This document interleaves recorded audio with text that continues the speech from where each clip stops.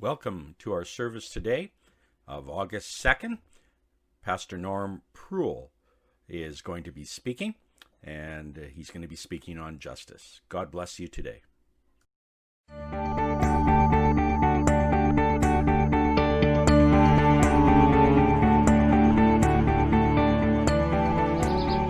Hi everybody and welcome. My name is Norm Pruill. I'm the pastor of Way of Life Church.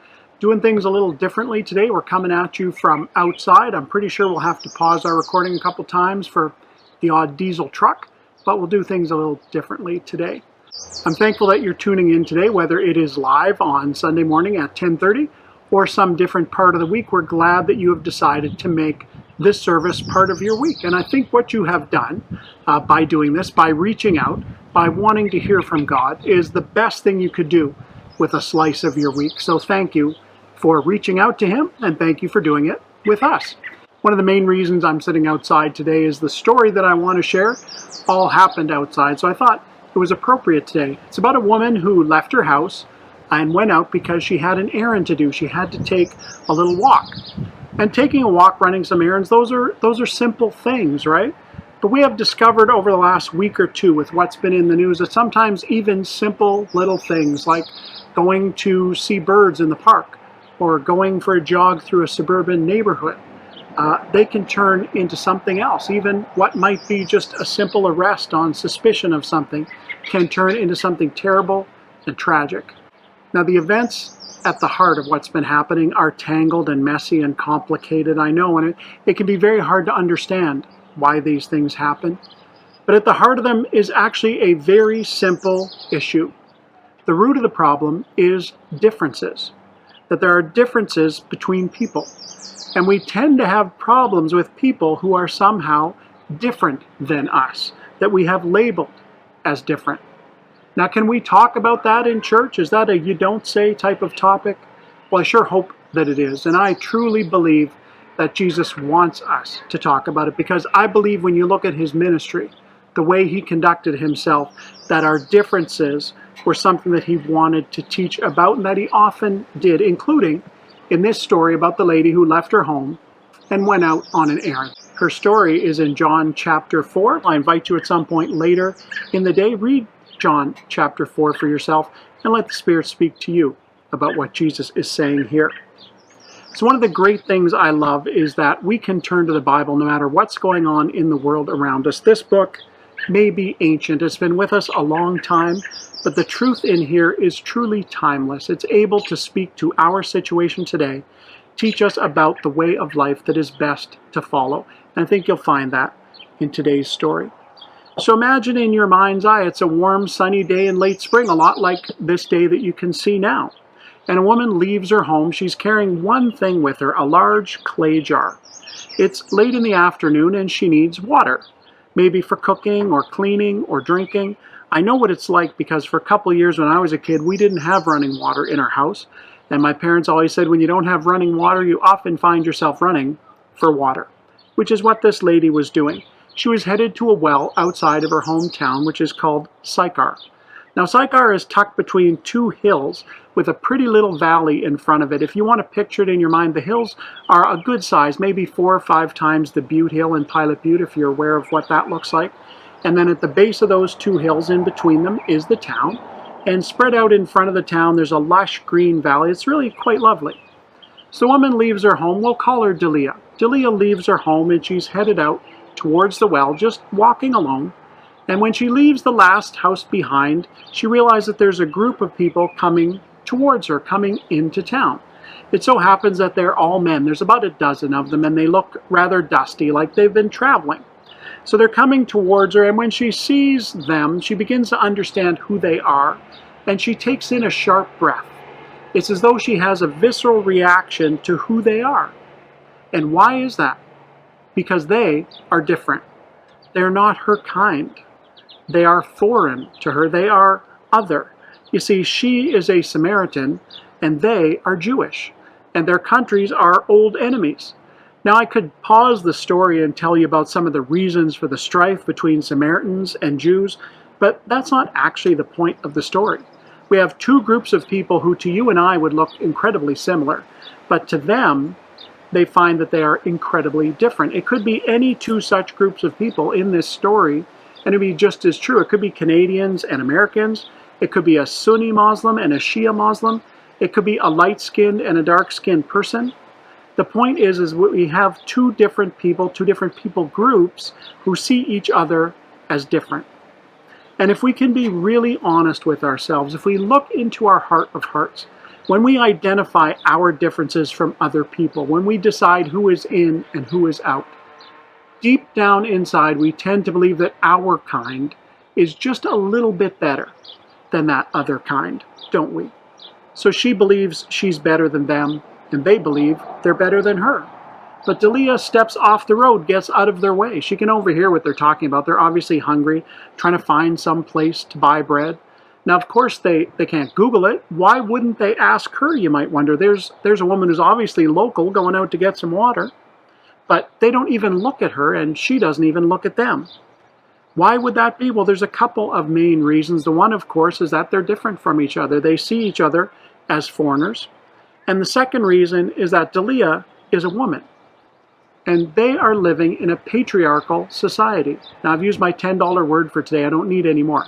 Patriarchal is just a society that's organized around the men, where the men have a dominant position in society. And the women basically stay out of the way. In their society, a woman would not speak up out in public unless she was spoken to. And a man would never speak to a woman who's not part of her family out in public unless it was the most extreme circumstances. It would be seen as way too forward, aggressive, even indecent. You see, in that society, a woman's identity is all about the man that she is connected with. So when she's born, she's identified as someone's daughter. Then she gets older and is married, she's identified as that man's wife. Perhaps one day she'll be identified as somebody's mother or grandmother, but her status in society is always tied into what man she is connected with. So a person like Delia can't buy property. She could inherit it, I suppose, but she'd be expected to quickly marry again to someone who could blend it into his fortune, who could farm the land. She can't sue somebody for damages if they're dishonest because she doesn't have the right to sue. In fact, she can't even testify in a court case. Now, she does have some legal rights. She has legal protections just like anyone. So if it's illegal to steal a man's clothes or to kill him, it's illegal to steal her clothes or to kill her. It's not as though she's an unperson. But by virtue of being a woman, she is actually very much a second-class citizen. Well, it may make some of you angry, but I'm not sure she thinks about that. You know, the old joke is, does a fish know it's wet? So I'm not really sure whether Delia would have thought much about her place in society. So the men were gone behind. She continued on towards the well, and she could see then as she got closer, there was one person standing near the well. And obviously it was one of them. This lone figure, this man, was one of their kind. Obviously he must have been with that group. And of course, inside, she just wanted to turn around and go back to the town. That would be the best. She didn't want to be near one of them. To tell you the truth, they made her feel nervous. They made her feel kind of icky. But she needed the water. So she continued on her way. She lowered the jar. She kept her head down. She didn't look at this guy. She just wanted to get in, get out, and get back home. But then her heart sank when she heard a sound. He was speaking. And I imagine at first she was hoping that he was just kind of speaking to himself. But he actually started to speak and spoke to her. And so she had to deal with this person. It wasn't good. She didn't want this to happen. But she could hear him saying very plainly, "Will you give me a drink?" Delia is shocked by his bold request. I mean, how could he ask her that? She gives him a response, the first century version of "How dare you?" She says, "You are a Jew and I am a Samaritan woman. How can you ask me for a drink?" So she reverts to their labels. I am a Samaritan and a woman. You are Jewish and a man. These are our labels. And we know from our labels who we are, that you hate me and I hate you. You think you're better than I am because you're Jewish. I know I'm better than you are because I'm Samaritan. That might have been the situation if it were somebody else she were meeting, but the person she's meeting doesn't think that way. Now, you may well know who it is she's meeting. You do know, don't you? It is Jesus who is the one person at the well. And Jesus doesn't think the way she assumes he thinks, because he doesn't think like everyone else in her life thinks. So Jesus, he lets the "how dare you" tone of her line just pass by, because that's not what he's really opened the conversation for. He has broken the taboo by speaking to this woman, and there's something very specific he wants to talk to her about. And I'll give you a hint, it's not the fact that he actually wants a drink of water from her. So he responds this way. He says, "If you knew the gift of God and who it is that asks you for a drink, you would have asked him, and he would have given you living water." So Jesus is telling her that I know that God has a gift for you. And if you knew who I was, you would have asked me for it, and I would have happily given it to you. Now, I don't suppose that Delia has any idea what this living water thing is supposed to be. But I know she is surprised to hear a Jewish man speak to her, and then to speak something that's not an insult, something that's not a put down. He actually seems to be offering her some kind of gift, something that he thinks has worth, is of value. When she walked up, she didn't want anything to do with Jesus. She just wanted to get in and get out, but now she's curious, and so they begin a conversation. She wants to find out what's going on, but all her life's training tells her that he may be up to something. There may be some agenda. He may be setting her up for a fall. So she asks for an explanation. She says, "Sir, you have nothing to draw water with, and the well is deep. Where can you get this living water? Are you greater than our father Jacob, who gave us the well and drank from it himself, as did also his sons and his flocks and his herds?" So she's saying, I don't know who you think you are, but we all know who Jacob is, one of the greatest people in Jewish history, one of the key patriarchs. Now, Jacob dug this well. He needed to come here and get water, like actual water. And he needed water for himself, for his family, for his animals. So what makes you such a big deal? That's really how this question is framed. But Jesus isn't offended, because he just wanted to get her in a conversation. Now he's got her hooked, and she wants to hear what he has to say. So he continues on. He says, "Everyone who drinks this water will be thirsty again. But those who drink the water I give them will never thirst. Indeed, the water I give them will become in them a spring of water welling up to eternal life." You see, Delia's let her guard down. She's forgotten who she's talking to, what she's talking to. She's captivated, because whatever this super water, this living water is, it sounds pretty amazing. So she gives in to her curiosity. She says, "Sir, give me this water. That means I won't be thirsty, that I won't have to come back here anymore. I want this water." And isn't it amazing how fast Jesus has connected with her by avoiding the stereotypes, the expected conversations? It's amazing, this ability to connect when you are genuine with people, but there's even more amazing to come yet. So Jesus responds again. He takes a turn she wasn't expecting. He says, "Go, call your husband and come back." Her eyes narrow as she stares at him, trying to wonder what he's getting at.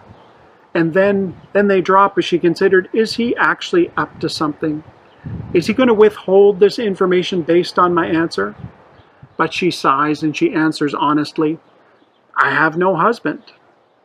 And Jesus says, "You are right." Imagine you were Delia with him telling you that you're right about your own life. But Jesus continues, he says, "You have had 5 husbands, and the man you have now isn't your husband." Her eyes go so wide, you might imagine that they would fall out of her head. I am sure that her mouth drops open so that a fly could head right in. How can you possibly know this truth? Having revealed it, though, Jesus doesn't dwell on it. He just wants her to know that he knows who she is. He knows her full history. She responds, "Sir, I can see that you are a prophet.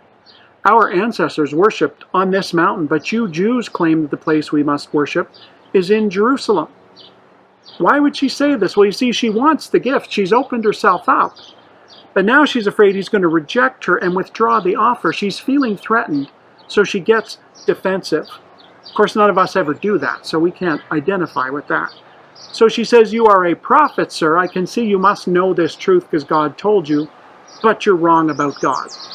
It's okay. It's not the smartest thing Delia has ever said, right? The two facts don't fit together. But it's understandable because she feels threatened that she would respond in this way. So she brings up one of the classic fights between Samaritan people and Jewish people. as a way for her to reject him before he can reject her. If he was going to put her down for not having a husband, well, she's going to put him down for saying we have to go to Jerusalem. And there's another reason I think that Delilah wanted to reject him, like a lot of people. She was afraid. You see, a lot of people, when their heart begins to awaken to the call of God, they become afraid of what's happening inside their heart. I think it's happening to Delilah. I know it happened to me at one point before I came to know Jesus, and I know it's happened to other people that I've spoken to, that you feel the stirring inside of you calling you toward God, but you don't want to lose control. You don't want to give up being your own boss. Somehow you think it's going to take something away. So you divert. In this case, she decides to quibble about some religious details. Then she won't have to confront the stirring in her heart. How this strange gift Jesus offers actually making her heart sing. She actually wants this strange living water that turns into a spring of life inside her. And so with God suddenly so close, she follows this impulse to push him away. Many people have. And if you're watching today and God is speaking to you through this story, through Delilah's experiences, and you're feeling like you must push away, please don't. Please just wait. Please just listen and let God continue to speak to you. Jesus is going to be patient with you. He's going to give you time. He's not going to use the disputes, the wedges you might bring up, the differences, as a way of pushing you away. He doesn't do it with Delilah. He won't do it with you. So I encourage you, don't push away. Just continue to listen to what he has for you in this story. You see, Jesus doesn't take the bait. Delilah wants to start some kind of religious debate over minor details. Jesus wants none of it. He knows perfectly well that it doesn't matter where you worship. You can worship in a church building. You can worship on the outside next to it. You can worship in your living room or your deck. The location isn't important. But Jesus doesn't even say that because he wants to talk about the most important stuff. And that's what he does next when he tells her something. A time is coming and has now come when the true worshipers will worship the Father in the Spirit and in truth, for they are the kind of worshipers the Father seeks. God is Spirit, and his worshipers must worship in the Spirit and in truth. At the moment Jesus is speaking to her, the word Christian doesn't exist. It hasn't been invented yet. But it was invented to describe people who respond to this offer that Jesus is making. People who will open their hearts and minds to God and to his truth. People willing to love God and be loved back, to be accepted by him. So Jesus is actually asking her to give up that battle we all fight against God, that battle to have ultimate control, to be the one to decide who's right and wrong. He's asking her to surrender and realize that only God is God. So she makes one last try to attempt to escape the call that she's feeling on her heart. She says, I know that Messiah, called Christ, is coming. When he comes, he will explain everything to us. And you see, Delilah's obviously been educated. She knows enough about the Jewish faith and the Samaritan faith to bring up the argument. And she knows enough to know that God has promised, actually going back hundreds of years, to one day send a very special person. He will be a leader. He will be a uniter. He will be a teacher that will draw the people of God together and reconcile them to God. And so to Jesus, who's challenging her to follow God, she's saying, well, I think I'll wait till the Messiah comes and he can explain everything to me. Well, Jesus has only one clear response to that. I, the one speaking to you, am he. So Delilah was hoping to ignore him and wait for Messiah, but he's Messiah. He's the special one God chose. He's standing in front of me. People often say they want to encounter God. Maybe Delilah had before. Now she has. And the real question is, what are you going to do when he shows up? Delilah is a pretty intelligent lady. She has seen the condition of the world around her. She knows that the world really does need this person God is going to send. We need someone to repair the brokenness in our society, the brokenness in our human hearts. And now she's face to face with the man who says, I'm the one who's come to fix it. This is the core of what we call the gospel, the good news of Jesus, that there is brokenness in our world. There's brokenness in our hearts. We do hateful things sometimes. We break hearts. We break lives. But God, because of his love and his mercy, has created a way to fix it. The way to fix it is Jesus.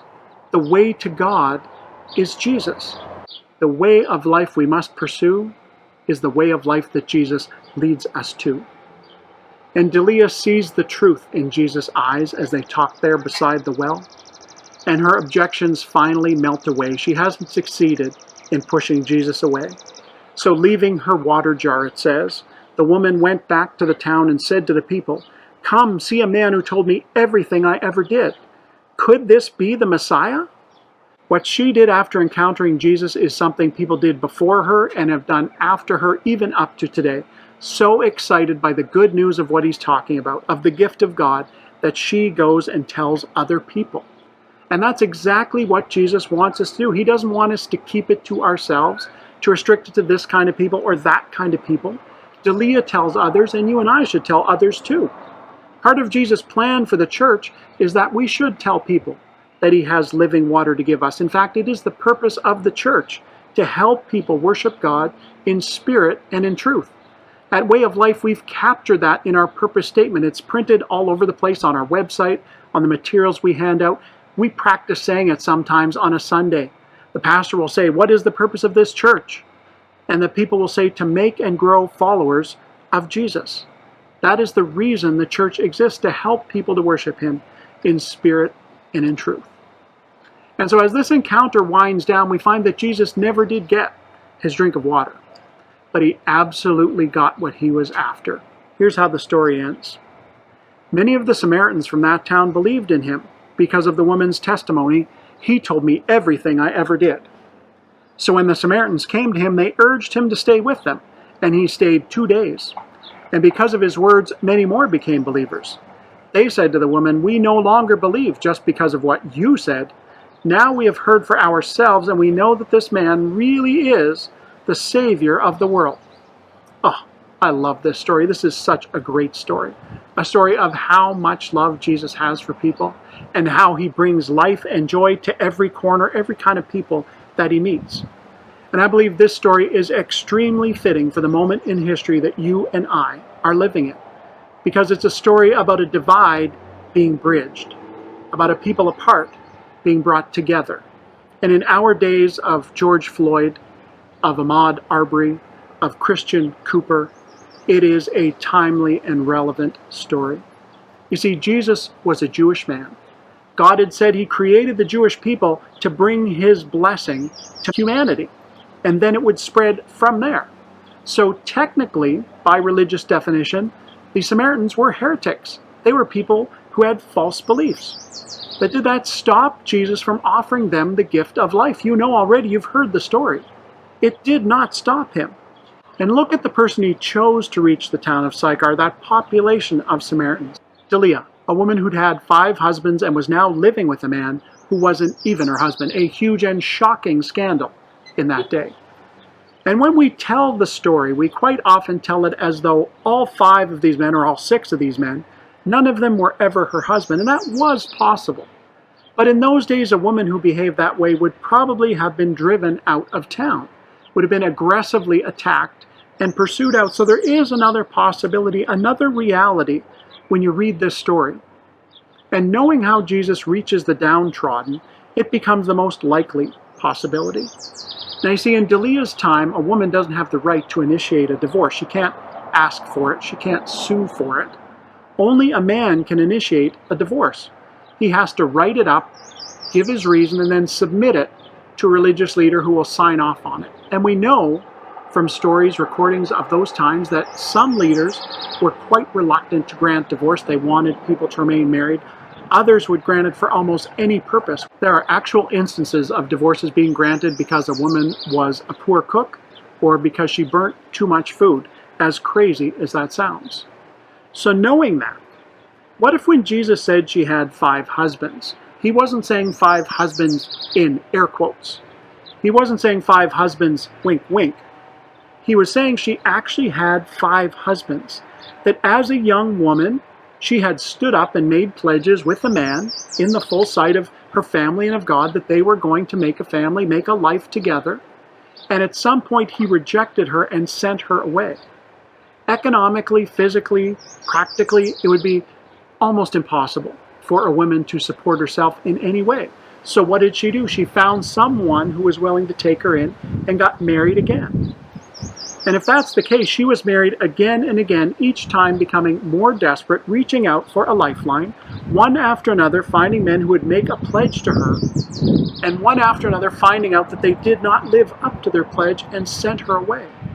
So what if instead of the kind of woman who jumped from bed to bed, she was the kind of woman who was pushed away, downtrodden, rejected? In that case, the reason she now finds herself accepting an indecent proposal, living with a man who's not her husband, is because she has decided that being used one more time by one more man is better than starving to death. And if that is the case, then Jesus choosing her is an even more powerful lesson. It's a lesson for her, it's a lesson for her town, and it's a lesson for all of us. He responded to the injustice done to Delilah by showing God's justice. You know, sometimes as humans, we think the best justice is somebody getting the penalty that fits for the crime, but Jesus has a justice that's one level higher. He went to a village where he could have condemned every single person, and instead he invited them to share in the gift of life. And he offered it through the least of them, the most marginalized person in the whole town. He showed his justice by choosing a woman who had had great injustice done to her, so that every single person would see that everyone everywhere can have the same gift that Jesus is offering, that everyone everywhere matters to God, that Jesus meant it very much when he said, "So the last will be first, and the first will be last." So who are you? Can I ask you, who are you? Are you first or last? Are you one of us or are you one of them? Are you privileged or are you marginalized? The solution to injustice is Jesus. And the answer to our injustice can be found in the story of Delilah. There is no one beneath us. There is no one unworthy of Jesus. And if anyone comes to you and says you're one of them and you don't belong, you need to know that Jesus does not agree with that. And we, as the Church of Jesus Christ, do not agree either. No matter what you look like, or think like, or speak like, what your background is, Jesus wants you to be one of us, one of the people who worships him in spirit and in truth. And we at Way of Life, we want that too. If you've been listening to Jesus' story and he's been speaking to your heart, as you hear him speak to Delilah and call her, you believe he's been calling you, then we agree. He's ready for you. If you're ready for him, please text the word accept to 306-779-1084. We would love to talk to you about the gift you have just received from Jesus and the way of life that he has in store for you. So thank you for your time today, and God bless you all.